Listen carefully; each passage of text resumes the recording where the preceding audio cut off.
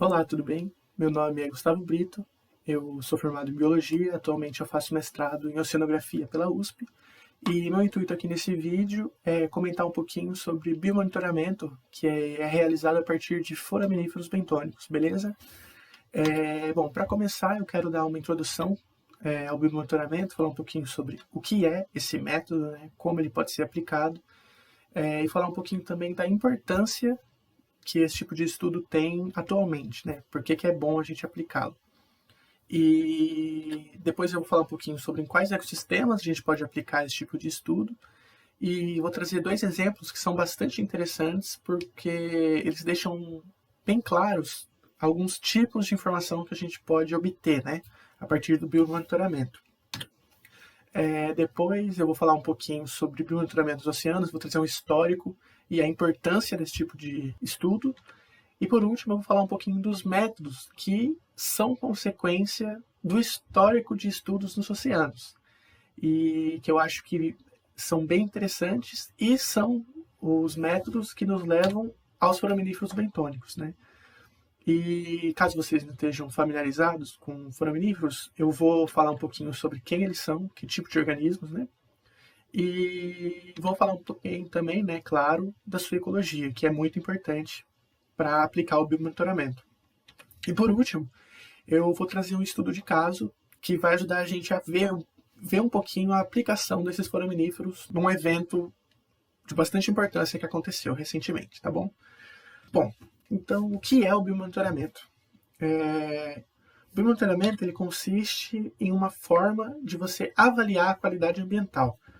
E isso é realizado através da utilização de organismos vivos. Pode ser fauna, pode ser flora, enfim. Você coleta dados de comunidades e isso vai te dar dados, né? Vai te dar informações sobre como estão as condições ambientais ali, se elas estão estabilizadas, se elas estão sofrendo algum estresse.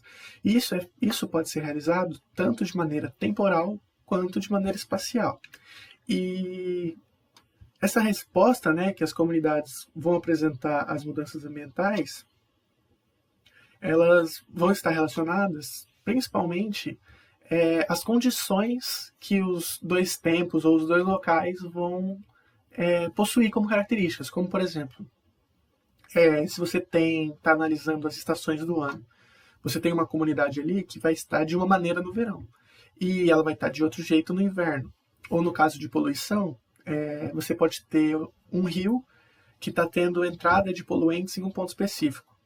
Acima, né, desse ponto do rio, ou seja, onde não está poluído, a comunidade tem certas espécies em determinada proporção. Abaixo desse ponto de poluição, que são as áreas poluídas, né, você vai ter a comunidade ali com outras espécies ou numa proporção diferente de indivíduos. E isso vai ser, né, essa comparação que vai te permitir tirar conclusões. E por isso, né, como você está analisando o ambiente através de faunas, é interessante você complementar com dados físico-químicos, ou temperatura, pH, enfim.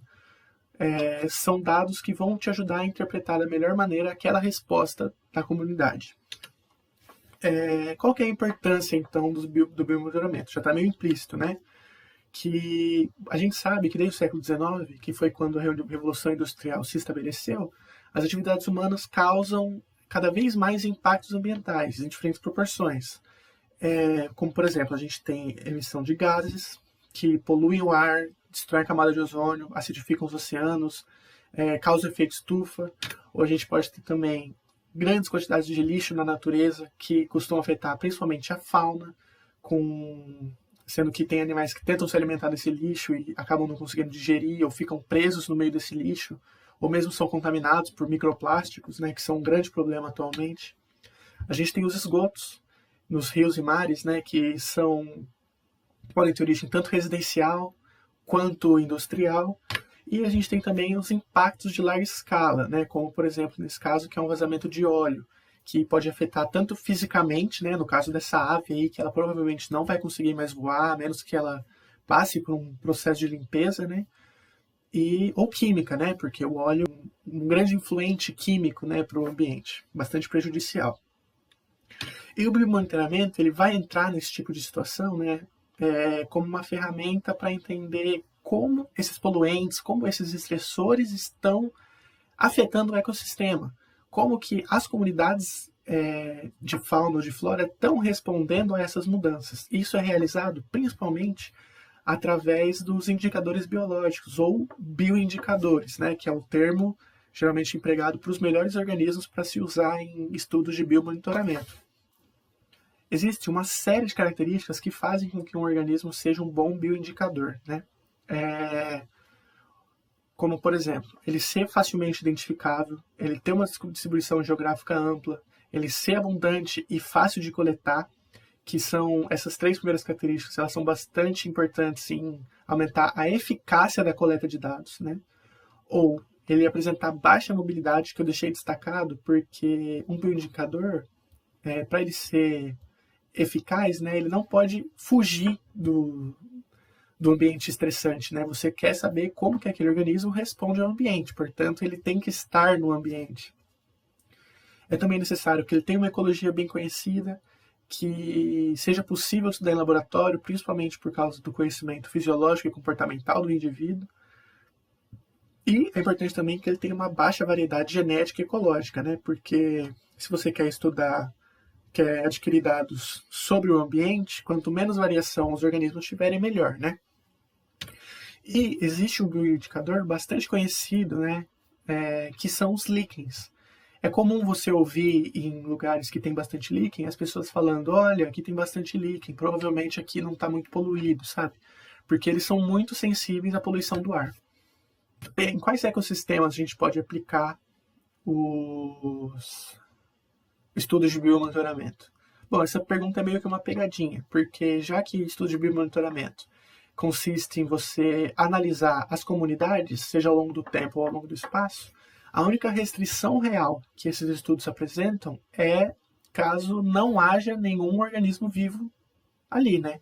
Então, basicamente, em todos os ecossistemas você pode aplicar um estudo de biomonitoramento. Dito isso, eu trouxe 2 exemplinhos, né, conforme eu disse mais cedo. O primeiro é do bioma cerrado. Como vocês devem saber, o cerrado ele tem uma característica bastante peculiar, que é a ocorrência de incêndios naturais.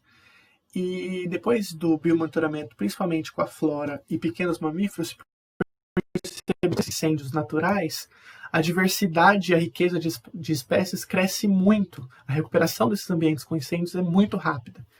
E foi quando se descobriu, né, como que esse ambiente funcionava, como que esse bioma, o que esse bioma tinha de especial. É óbvio, é importante ressaltar que queimadas artificiais, né, geradas pelo homem, ou fora de época ou muito frequentes, são prejudiciais para o ambiente, né? Apenas queimadas naturais episódicas em determinadas épocas do ano é que são benéficas, né? O segundo exemplo é referente a essa estrutura aqui, onde tem essas 2 aves pousadas, né? Essa estrutura é chamada de poleiro artificial. E essa estrutura ela foi pensada depois de alguns estudos de biomonitoramento que foram realizados, e a resposta, né, desses estudos foi que as áreas de restauração florestal tinham um restabelecimento muito mais rápido quando tinha a presença de aves, porque as aves elas dispersam sementes pelas fezes, e esses poleiros eles servem para aumentar a frequência e a permanência das aves nesses locais de reflorestamento. Dito isso, eu quero partir então para os oceanos, né? Grandes oceanos que fazem parte, uma importante parcela, né, da vida da humanidade.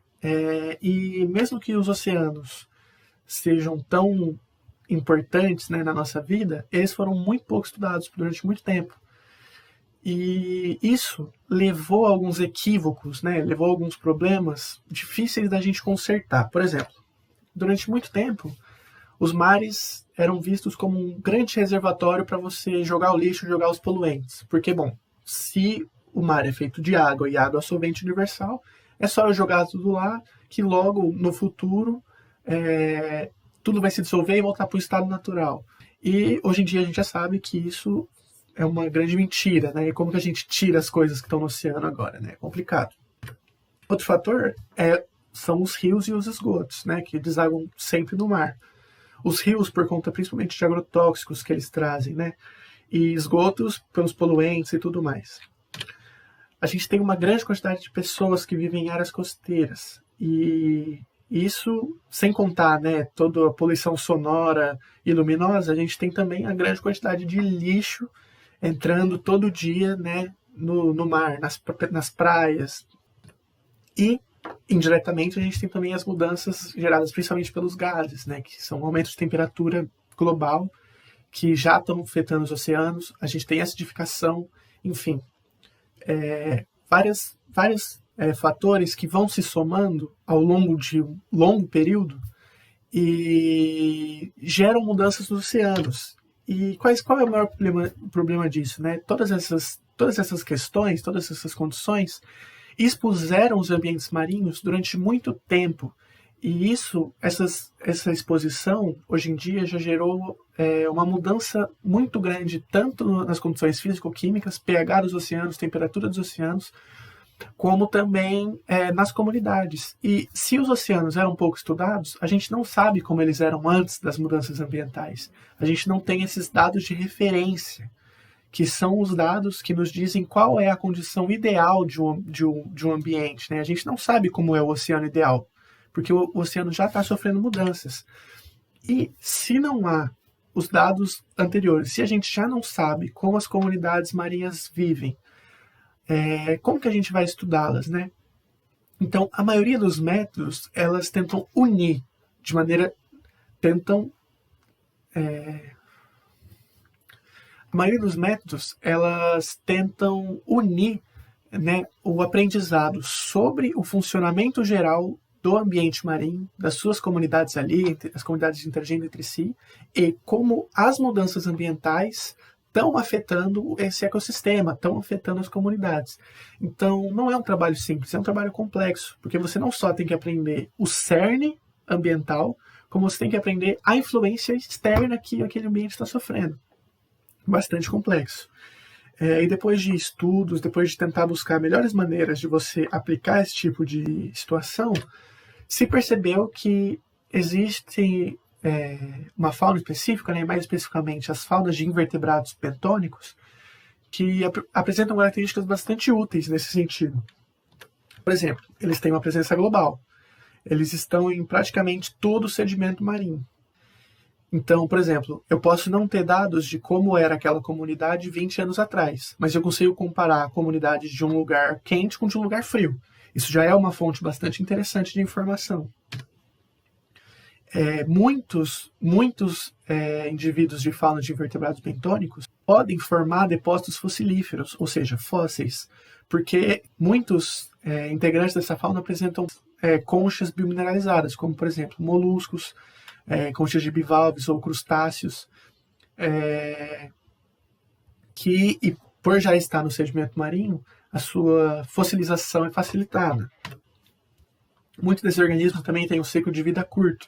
Então, mesmo que eu tenha começado a monitorar, né, essas comunidades há pouco tempo, a minha informação sobre o ciclo, sobre como aquela comunidade se comporta ao longo do tempo, é adquirida de maneira muito rápida, né? E também eles são fáceis de coletar, porque costumam ser pequenos, né, não muito grandes, e basta você coletar a amostra de sedimento marinho que você já coleta vários deles. E a partir desse primeiro afunilamento, né, que se chegou aos foraminíferos bentônicos, que são o grande foco, né, desse vídeo. Esses foraminíferos bentônicos, eles são protistas, né, que também é o mesmo grupo das amebas. Então, foraminíferos e amebas são protistas, né, têm coisas em comum, e eles habitam praticamente todo o oceano. Existem os foraminíferos plantônicos, né, ou seja, que vivem na coluna d'água, mas o foco do vídeo é nos bentônicos, né, que estão no sedimento marinho. E eles estão presentes em águas quentes, em águas frias, ou seja, são uma fonte rica de informação. eles são organismos muito abundantes. E dependendo do local, né, eles podem superar 50% da biomassa disponível ali. Então, é muito foraminífero. Uma informação bastante importante, eles são do tamanho de grãos de areia, muito pequenos. Existem alguns foraminíferos que são maiores, podendo chegar até 10 centímetros, mas são bem mais raros. A grande maioria deles é do tamanho de grão de areia ou menor. Então, na hora que você vai coletá-los, se você coleta tudo em areia, são altas possibilidades de ter muitos foraminíferos ali. Ou seja, estatisticamente, ótimo. Eles têm também uma concha biomineralizada, que se chama testa, né, especificamente. Ou seja, eles têm um potencial de fossilização alto, então eles podem te prover informações anteriores ao momento de coleta. Eles têm uma ampla diversidade, que as comunidades de foraminíferos, elas têm muitos indivíduos, é comum encontrar 100 até mais espécies em uma coleta só. Eles têm um ciclo de vida curto. Tem foraminíferos que têm 1 mês de ciclo de vida e tem alguns que têm 1 ano, mas ainda assim, a comunidade como um todo, ela responde muito rápido a mudanças ambientais ali. 3 meses você já vê uma mudança muito intensa na comunidade. E, por último, mas muito, muito importante, você tem técnicas, né, que permitem saber quais estão vivos. Isso é muito crucial.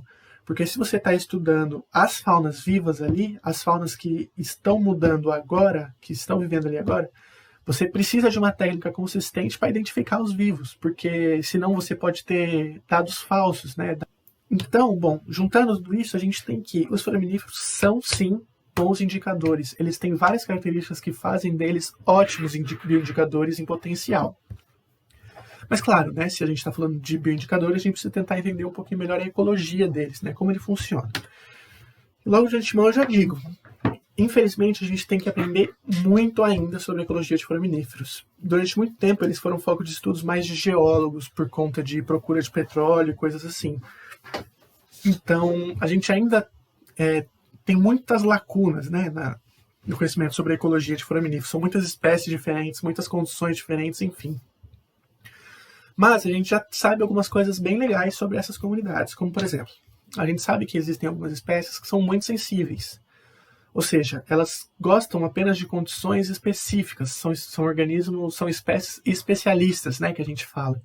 Então, se o ambiente está minimamente estressado, a tendência é que essas espécies sensíveis desapareçam, elas não aguentam, elas não têm uma resistência grande. Por outro lado, a gente tem também as espécies que são as oportunistas ou generalistas, que são as espécies que vão começar a crescer em proporção quando as especialistas estiverem desaparecendo, né? São as espécies que não precisam de uma condição ideal para sobreviver, elas só precisam de um espacinho ali. Então, quando as especialistas começam a diminuir, né, a quantidade de especialistas começa a diminuir, as oportunistas começam a aumentar. Ainda, como eles têm, né, o potencial de fossilização, a gente pode identificar consistentemente os indivíduos que estão vivos, é muito eficiente que a gente aplique estudos de comparação entre vivos e mortos. Então, por exemplo, eu estou estudando um ambiente que sofreu um impacto ambiental grave, mas eu não sei como que esse ambiente era. Tente coletar foraminíferos mortos. Talvez os foraminíferos mortos te dê uma informação consistente sobre quais eram as condições do ambiente antes do impacto. E, além disso, a gente tem toda a questão espacial, né? A gente tem muitos foraminíferos que aparecem em países diferentes, em continentes diferentes. Então, eles podem te dar informações bastante interessantes. Mas, né, infelizmente, nem tudo são flores. Claro que também temos problemas para estudar foraminíferos. O primeiro problema, né, que a gente encontra é muito relacionado ao método de você estudar foraminíferos. Coletar eles é muito fácil, desde que você tenha como acessar o fundo marinho. Mas trabalhar com eles é uma coisa que demanda tempo, experiência e material. Como assim? Bom, eles são do tamanho de grão de areia, certo? Então você coleta o fundo marinho, vai vir um monte de areia, um monte de concha, um monte de coisa e foraminíferos. Como que você separa o foraminífero desse sedimento todo? Você precisa manualmente de separar os foraminíferos. Isso é um trabalho dispendioso. Para identificá-los, geralmente a identificação é feita a partir da morfologia da testa, né? Você pode ver aqui que existem morfologias diferenciadas. Mas, por exemplo, imagina que você está olhando para para dois foraminíferos. Um é assim, o outro é assim. Isso são duas espécies diferentes, mas como eles são muito pequenos, é muito difícil você conseguir enxergar claramente essa diferença. Demanda experiência, demanda conhecimento. Então, não é qualquer pessoa que pode só chegar e sair identificando o foraminífero. Não, é complexo. E, como você precisa manuseá-los e identificá-los, você precisa, óbvio, de um material específico. Você precisa de uma lupa, você precisa de um pincel adequado, você precisa de um jeito de manter esses foraminíferos protegidos, senão eles podem quebrar, né? A testa ela não é tão rígida, ela pode quebrar com certa facilidade, enfim, tem seus problemas. Além disso, como eu falei, existem espécies que vivem em locais distintos, né? E isso já gerou alguns problemas na literatura, né? Algumas contradições, porque às vezes uma mesma espécie vive em dois locais diferentes. E isso faz com que as conclusões que os diferentes autores chegam não corroborem entre si. Parece, a gente, né, fica com a impressão de que mesmas espécies podem apresentar preferências ecológicas diferentes. Óbvio, quanto mais estudos tivermos, mais comunicação entre, né, grupos de estudo tivermos, mais essa lacuna vai ser preenchida. Só que, de qualquer forma, isso é algo que atrasa, né, complica, principalmente para quem está começando a estudar. E uma questão que eu acho muito importante é a dificuldade em fazer culturas de foraminíferos em laboratório. Como assim? Bom, é muito difícil você replicar o fundo marinho. Então, você fazer cultura de organismo que vive no fundo marinho também é difícil. Então, a gente não consegue ter um conhecimento muito aprofundado sobre a fisiologia e o comportamento dos foraminíferos, né? A gente pode apenas supor coisas a partir de dados de coleta. Enfim, dito isso, vamos partir para o artigo, nosso estudo de caso, né? Esse artigo ele foi publicado em 2018 na revista Ecological Indicators, né? Indicadores ecológicos. Ela foi feita na Universidade do Sul da Flórida pelo Patrick Schwink.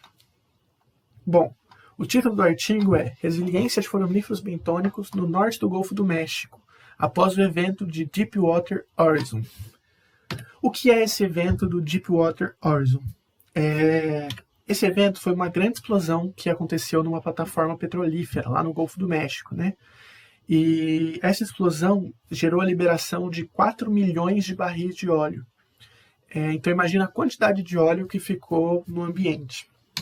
E todo esse óleo gerou um evento que é conhecido como sedimentação marinha, de neve de óleo e acumulação em flocos, né, cuja sigla em inglês é MOSFA.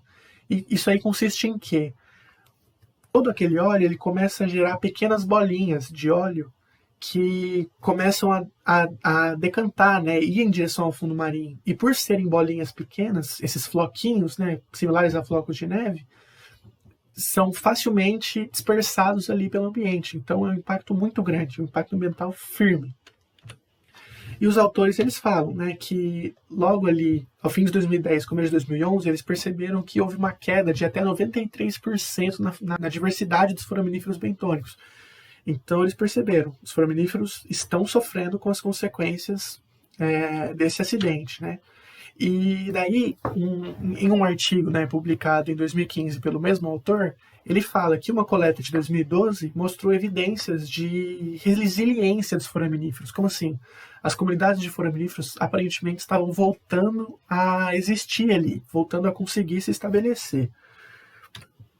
Então, o objetivo desse trabalho, né, realizado ali, publicado, né, em 2018, foi conferir como que os foraminíferos bentônicos estavam respondendo ao estado ambiental do Golfo do México em 5 anos a partir do acidente, né? Então eles têm dados de 2011, 2012, 2013, 14 e 15, entendeu?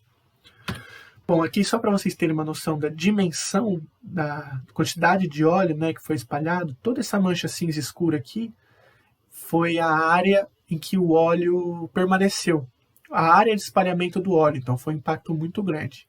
E esses pontos pretos aqui foram os pontos onde os foraminíferos foram coletados ao longo dos 5 anos. Eu não vou me atentar tanto à metodologia, Já vou passar direto para resultados e conclusões. Bom, a primeira coisa que a gente tem é que eles não tinham muitos dados de referência.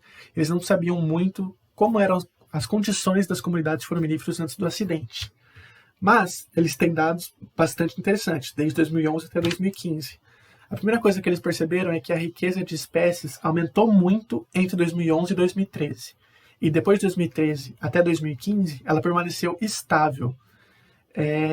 Se a gente pensar que em 2012 eles começaram a perceber a resiliência, parece que isso se comprova nesse estudo, né? Porque até 2013 foi aumentando a quantidade de foraminíferos, e depois de 2013 essa comunidade meio que se estabeleceu. E eles colocam ainda que as comunidades de 2011 e 2012 não são similares, ou seja, não são as mesmas espécies que ocupam de 2013 a 2015. E o que isso indica? Que 2011 e 2012 foi um período forte de adaptação dos foraminíferos, possivelmente ocupado muito por espécies oportunistas, enquanto 2013 e 2015 é mais ocupado por espécies especialistas, né? E que isso não é um indicador de que o ambiente está saudável, livre de óleo, não. Mas indica que é um ambiente equilibrado ali, ele não está mais sofrendo um estresse constante que está aumentando. As espécies se adaptaram ao estresse constante dali, é um ambiente equilibrado. Então eles colocam que os foraminíferos têm um potencial de sobrevivência muito grande, principalmente pela ampla diversidade. E, além disso, eles são excelentes bioindicadores, né, das condições ambientais, porque olha o tipo de informação que você pode ter a partir das mudanças que a comunidade de foraminíferos apresenta ali, certo? Bom, muito obrigado, espero que tenha ficado claro. Qualquer coisa, meu e-mail está aí, se tiver algumas dúvidas, quiser alguma informação, é isso.